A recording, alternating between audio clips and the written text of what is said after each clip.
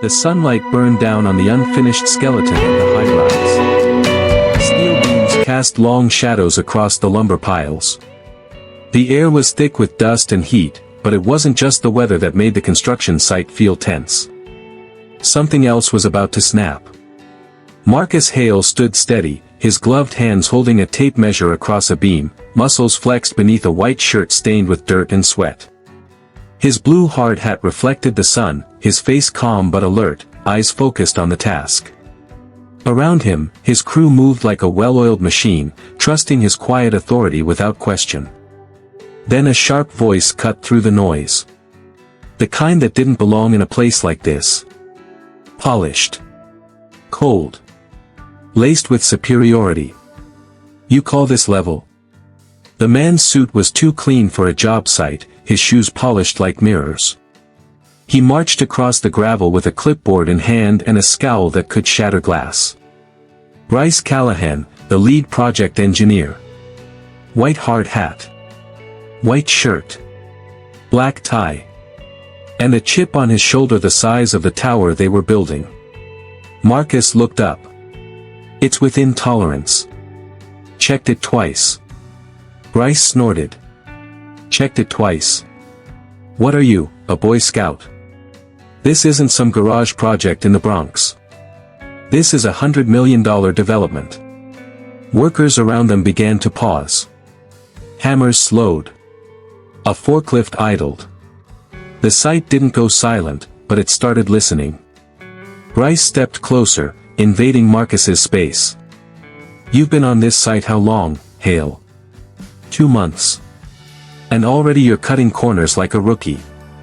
Marcus didn't flinch. I follow spec. Every inch. Bryce's voice rose, sharp enough to slice concrete. Then why am I looking at a beam that's off by a full quarter inch? Marcus set down the tape measure, his jaw tight. Because the blueprint you signed off on had a discrepancy. We adjusted. With approval from your assistant. It's logged. Oh, I'm sorry, Bryce mocked, holding a hand to his chest. Are you managing approvals now? Or are you just playing boss because the real ones aren't watching? A ripple of discomfort passed through the men. One of them shifted. Another clenched his jaw. Marcus's voice dropped, quiet and even. I do the job. I do it right. And I don't need to prove anything to you. Bryce's face reddened. He jabbed a finger toward Marcus's chest. You're replaceable. Don't forget that. Don't start thinking your muscles and your attitude make you untouchable. You're not special. You're just another guy we hired to carry heavy things. Marcus didn't move. But his eyes darkened. Not with anger, but with something deeper. Something buried. Something that had heard those words before. Bryce turned toward the crew, raising his voice. Let this be a lesson. You start thinking you're more than what you are, sooner or later, someone will remind you. You want to act like a leader. He pointed back at Marcus. Then start acting like you belong on this site. Silence hung like smoke. One of the younger crew members looked away, ashamed. Another shook his head slowly, his face unreadable. Marcus didn't speak. But his hand, still gloved, closed around the tape measure with slow control. His chest rose and fell once, steady. He turned back to the beam, ignoring the man in the suit like he wasn't worth breaking stride for. Bryce scoffed. Exactly. That's what I thought. He walked away, smirking, adjusting his jacket like he'd just won something. But none of them noticed the man standing 30 feet away. He wore a yellow vest and a low-brimmed cap, clipboard in hand. To anyone else, he looked like just another safety inspector. No one knew he was the CEO. The actual owner of the site. The man who built the empire they were standing on. And he had heard every word. His eyes didn't leave Marcus. Because he wasn't watching the tape measure. He wasn't checking the beam. He was watching character. And that moment would change everything. What no one realized was that Marcus Hale wasn't just another guy in a hard hat. Not today. Not anymore. The echo of Bryce's voice faded, but the weight of his words remained. Marcus didn't respond that day, not because he couldn't, but because he wouldn't give anyone the satisfaction of seeing him break. The workday ended, the crew scattered, but Marcus stayed behind. The sun dipped low, casting golden light through the skeletal beams of the tower. He sat on the edge of a concrete block, sweat dried on his collar, dirt clinging to his arms like armor. He peeled off his gloves and rested his elbows on his knees, staring at the tape measure beside him. A voice from years ago echoed in his mind. "They'll always think you're the help. Doesn't matter how good you are, you'll have to be better, just to be seen as enough." His father's voice. Rough, tired, true. Marcus had grown up on job sites like this. Not as a foreman. Not even as a worker. As a kid who sat on cinder blocks with a backpack full of homework, waiting for his dad to finish his shift. His dad, a quiet man who worked with pride even when no one ever said thank you. Who never raised his voice but earned respect by how he carried himself. He remembered the first time someone called his father, boy. He hadn't understood it then. But he remembered how his father's jaw tightened. How he didn't respond, just turned back to the concrete like his dignity wasn't up for negotiation. Marcus carried that with him. Every job. Every day. He pulled a worn photo from his wallet. His father in overalls, holding a young Marcus on his shoulders, both of them smiling in front of a half-finished building. On the back, in faded pen, were 6 words, "Earn respect with silence and steel." He pressed the photo to his chest, then slipped it back in. He hadn't always wanted to do this kind of work. In college, he majored in civil engineering. Got good grades. Even had a professor recommend him for a scholarship. But when his father passed unexpectedly, Marcus left it all behind and took the first job he could find, construction. The same path. The same boots. Because someone had to pay the bills. Someone had to keep the lights on. His younger sister was still in high school. Years passed. The scholarship disappeared. The dream of being behind the blueprint turned into leading crews under the sun. He didn't complain. He earned trust with work, not titles. But moments like today cracked something inside. Not just the insult.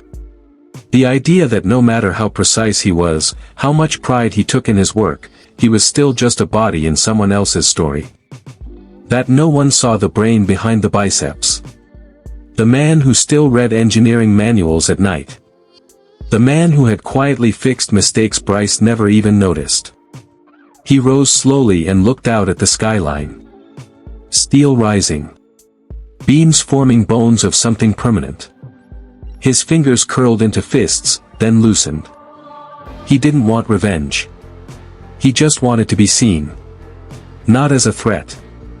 Not as a body. As a builder. As a man who mattered. In the fading light, someone watched him from behind scaffolding. The man in the yellow vest. No clipboard this time. Just eyes. He didn't speak. But he saw the photo. The hands. The quiet strength that didn't need to shout. Marcus walked to the edge of the site, boots crunching over gravel, and disappeared into the glow of the street lamps beyond the fence. But the man in the vest didn't move. He stared at the empty space where Marcus had been and whispered something under his breath. They always think you're just the help, until the foundation cracks, and you're the only one who knows how to hold it up. Morning came with a silver haze. The city yawned awake, its skyline still stretching toward clouds that hadn't burned off yet. On the site, the scent of wet concrete and pine lumber hung in the air. Men in hard hats moved like clockwork, their chatter filling the scaffold bones of the building. Marcus arrived early, as always. He didn't speak much. Just nodded at the crew, checked the ledger, and began marking lines on the foundation frame. Precision. Focus. Control. But beneath the calm, a heaviness lingered like dust that wouldn't shake loose. Something had shifted in the men. They didn't say it, but it showed in their eyes. Respect had deepened. Not because Marcus had raised his voice, but because he hadn't. Because the way he carried silence had more weight than Bryce's shouting ever would. In the corner of the lot, an older man watched from behind a stack of rebar.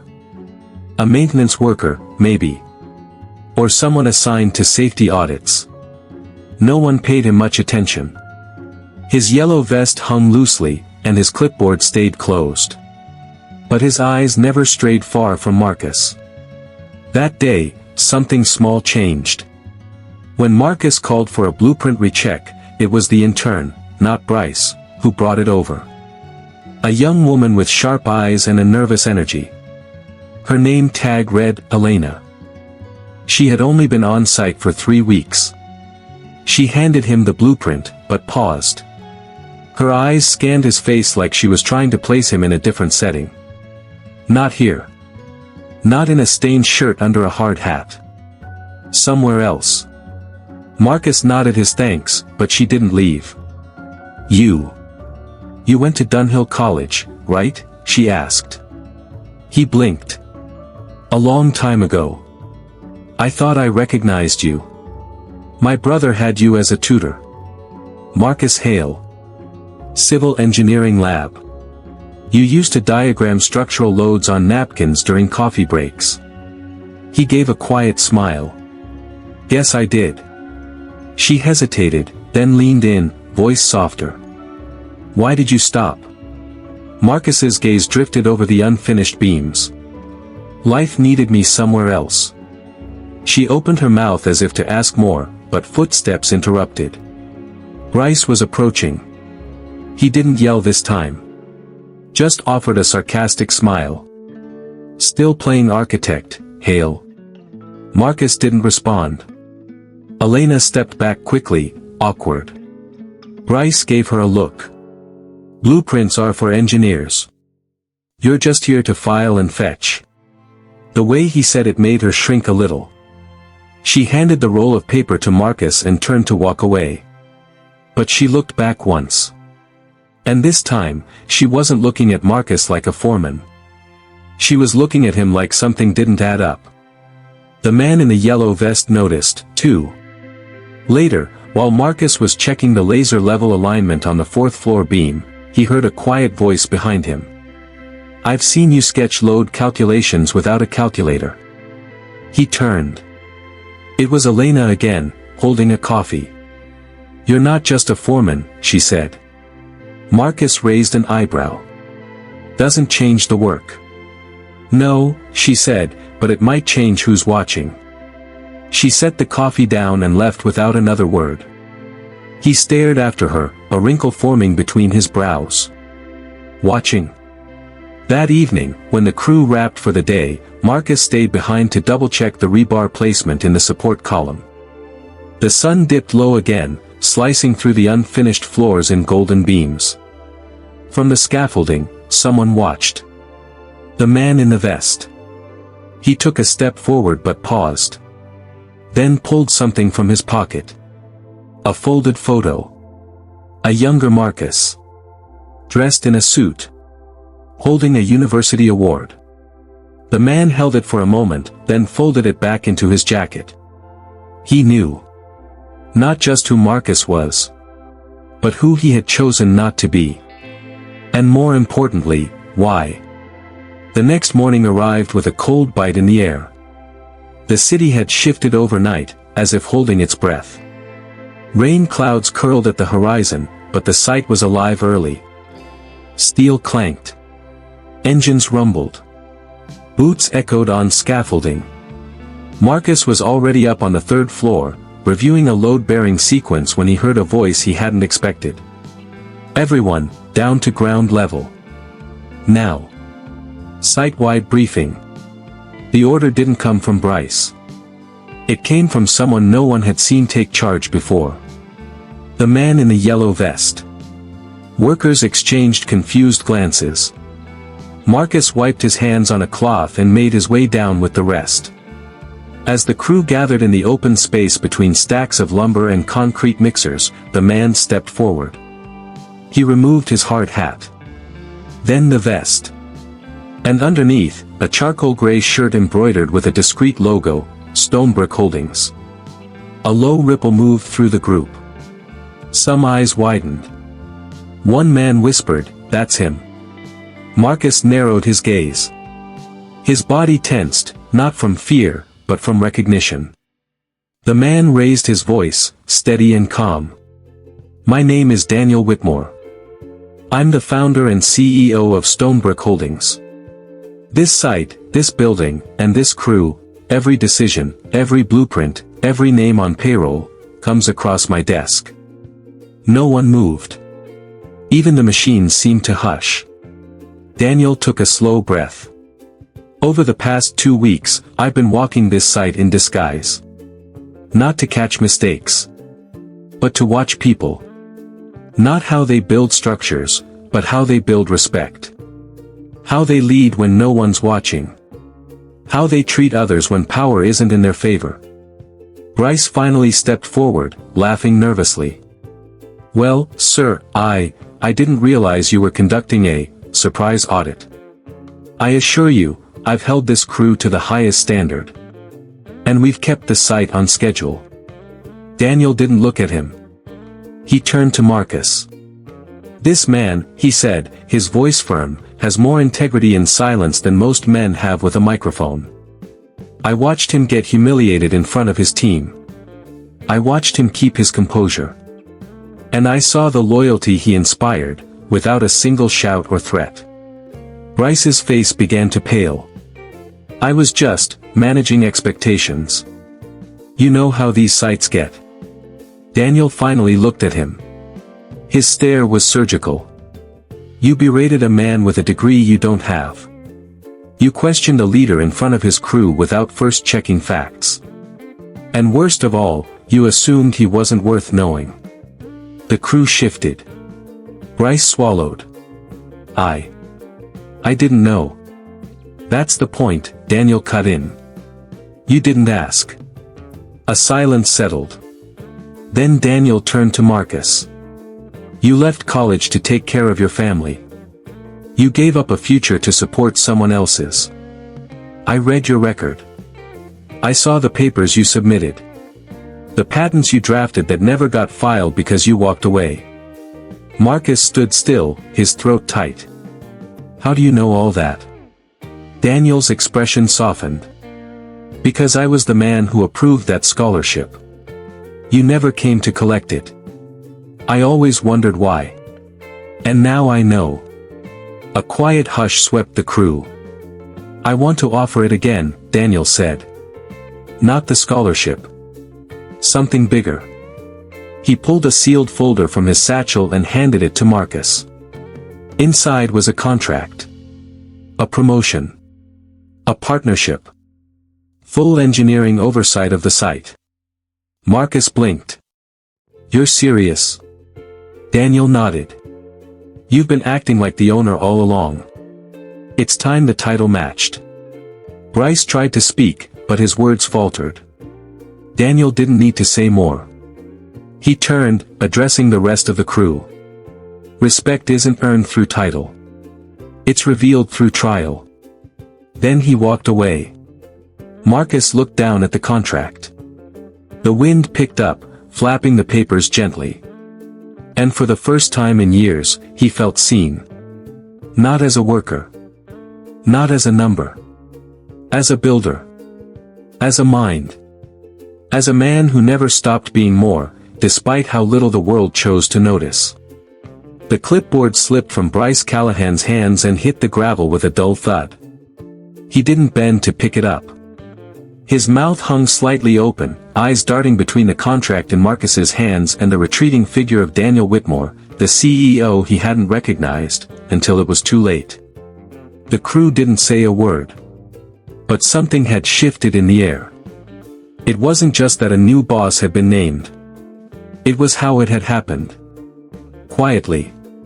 Without performance. Without revenge. Marcus hadn't asked for anything, and somehow, that made the reward feel heavier. Bryce took a shaky breath. Look, I think we had some miscommunication. Marcus, I didn't mean what I said yesterday. I was under pressure. You know how this job gets. Things get tense, people say things. Marcus finally looked up. There was no anger in his eyes. Only disappointment. Pressure doesn't make you say those things, Marcus said, voice low and steady. It reveals you were always thinking them. The words hung in the air like a nail waiting for a hammer. Bryce's face flushed. His jaw clenched and unclenched. I've been on sites like this for 15 years. Marcus nodded. Then maybe it's time to unlearn a few things.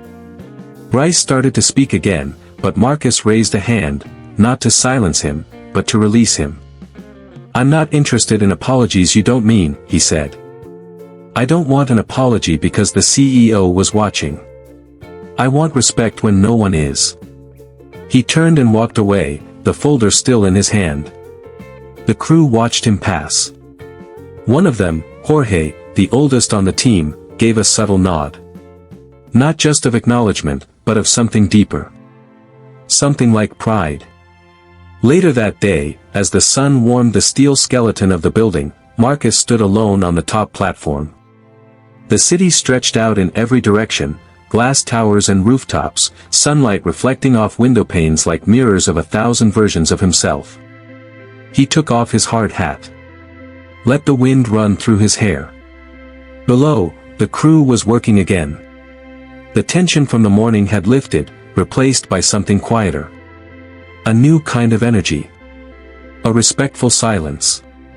Behind him, footsteps approached. It was Elena. She held a fresh set of blueprints. But more than that, she held a quiet smile. You were right, she said. About what? You don't need a title to lead, she said. But you earned one anyway. He chuckled softly. I didn't earn anything today. I just kept doing what I've always done. She looked out over the city with him. My brother used to talk about you, she said. Back in college. Said you were the smartest guy in the room, but you never acted like it. Marcus folded the contract carefully and tucked it under his arm. Sometimes being seen isn't about how loud you speak. It's about what you choose not to say. Far below, Bryce stood near the fence, alone. His hands in his pockets. The clipboard still on the ground where he dropped it. No one rushed to pick it up. No one rushed to him at all. The roles had reversed, but Marcus didn't gloat. That was never the point. Justice, when done right, doesn't need volume. It just needs truth. As the wind swept through the unfinished beams, Marcus looked down at the frame beneath his boots. Steel, precise and strong. Built to carry weight without showing the strain. Like the man who now stood above it all. That evening, the site quieted earlier than usual. The drills stopped. The radios went silent. One by one, the workers packed their gear and left, their eyes softer, their steps a little lighter. Marcus stayed behind again. Not out of duty, but to breathe. He sat on the edge of the third-floor slab, feet dangling over the side like he had as a boy beside his father on their final job site. He reached into his wallet and pulled out the old photo again, his father in a worn denim jacket, calloused hands wrapped around a younger version of Marcus. The ink had faded, but the weight of the memory never had. He hadn't looked at the photo since the day he accepted the foreman role. Back then, it felt like a compromise. Now, it felt like continuity. From behind him, a voice spoke, young, hesitant. Mr. Hale. He turned. A boy. Couldn't have been more than 18. Soft face. Oversized boots. Name tag, Devon.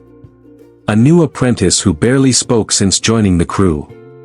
The boy rubbed the back of his neck. I saw what happened today. With Mr. Callahan. And Mr. Whitmore. Marcus didn't answer, just gave him time. Devin stepped closer, nervous. I wanted to say thank you. Not just for what you did, but for how you did it. You didn't yell. You didn't fight. You just stood there. And somehow, that said everything. Marcus looked at him, truly looked. The kid had his helmet tilted a little too far back. Still learning how to wear it right. You know how to read blueprints yet? Marcus asked. Devin smiled sheepishly. I'm learning. They still look like alien language most days. Marcus patted the concrete beside him. Come sit. Let me show you something. The boy hesitated, then joined him. Marcus took a pencil from his pocket, grabbed a scrap of plywood, and began sketching out the simplest kind of load distribution. What's that triangle mean? Devin asked. It means even if the weight isn't equal, you can still build something strong, if your base is solid. Devin nodded, eyes wide. People think the top is where strength lives, Marcus said quietly, still sketching. But the real power is in what supports it. Devin was silent, then whispered, that's you, isn't it? Marcus didn't answer. Didn't need to. The moment lingered, soft, full. Later, as Devin left with the scrap sketch tucked into his tool bag, Marcus remained. The sun had dipped just enough to paint the rebar in gold. He stood slowly and looked out once more across the city. Down below, near the fence, Daniel Whitmore was speaking with the site supervisor. Before leaving, he glanced up, and locked eyes with Marcus. He raised a hand in acknowledgement. Not a wave. A salute. Marcus nodded back, then looked over his shoulder to the crew room. On the wall above the whiteboard, there used to be a motivational poster with a cracked corner. Someone had replaced it.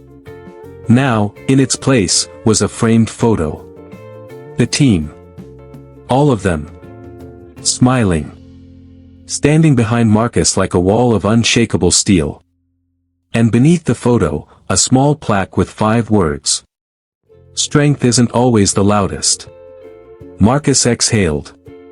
The ache in his chest was still there, but it no longer felt like burden. It felt like meaning. 2 weeks later, the tower had grown taller. The steel reached higher. The crew worked smoother. Something invisible had changed beneath the surface, not just in the structure, but in the people who built it. Marcus Hale was now officially listed as lead structural advisor on every blueprint. His name sat beside Daniel Whitmore's on the top right corner of every plan. Most didn't notice. Some still stared. But none questioned it. Not anymore. The man who once stood in silence now stood in command. Not because of a title, but because he always had. That Friday afternoon, a company-wide site tour was scheduled. Investors. Architects. City officials.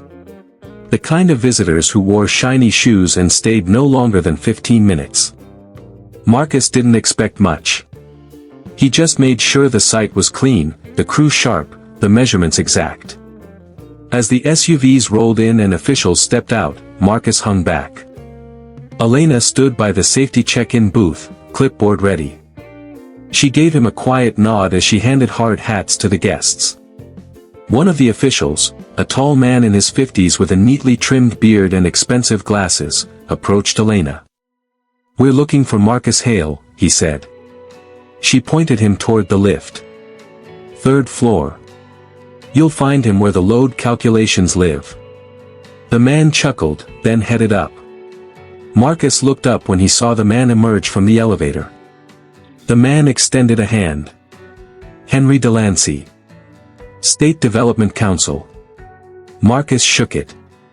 "I just wanted to meet the man who held this entire foundation together, without anyone realizing it," Delancey said. Marcus smiled faintly. "I just do the job." "No," Delancey said, scanning the frame around them, "you redefine what the job means." He paused. "I also wanted to share something. We had a candidate for our city mentorship grant 12 years ago. A promising engineering student. We reserved a spot, but he never claimed it. Marcus's brow furrowed slightly. Delancey pulled a note from his breast pocket. After you were promoted, that file crossed my desk again. We saw the match. It was you. Back then, we thought you walked away. We never knew the reason. He handed Marcus the note. But the man who wrote your recommendation. He asked us to keep the file open. Just in case you ever returned. Marcus unfolded the paper. The handwriting was old, but unmistakable. If he ever comes back, give him the world. He's already given his family everything. D. Whitmore. Marcus stared at the signature. 12 years ago. Before Whitmore had ever become a CEO. Before the towers. Before the silence. He had remembered. All this time. Marcus closed the note carefully, like something sacred. That night, as the site emptied, he stayed behind once more. But this time, he wasn't alone. Elena, Devin, Jorge, and a few others returned after hours, carrying food in brown bags and drinks in coolers. No one said why. They just sat together, on beams, on buckets, on slabs of concrete, and ate like family. They talked about blueprints, old tools, impossible angles, and favorite drills. Devin showed Marcus the sketch he'd laminated and kept in his locker. The triangle. The load distribution. You know, Elena said, I think people forget buildings aren't just made of steel and glass. Marcus raised an eyebrow. She smiled. They're made of people. The ones who show up. Even when no one's looking. A quiet settled. The wind moved through the empty structure, brushing over the top floor like a whispered truth. Before they left, Devin walked back up to Marcus. My dad used to tell me stories about this city. He said there were men who built it with their hands. But the ones who lasted. They built it with their silence. Marcus looked out over the skyline, where the shadows of cranes stretched toward the stars. Then he said the only thing he needed to. That's how my father built me. And as the lights dimmed, and the city folded into sleep, Marcus stood alone again. Not because he was forgotten. But because he had become what every building needs at its core. A foundation that doesn't need to be seen, only trusted.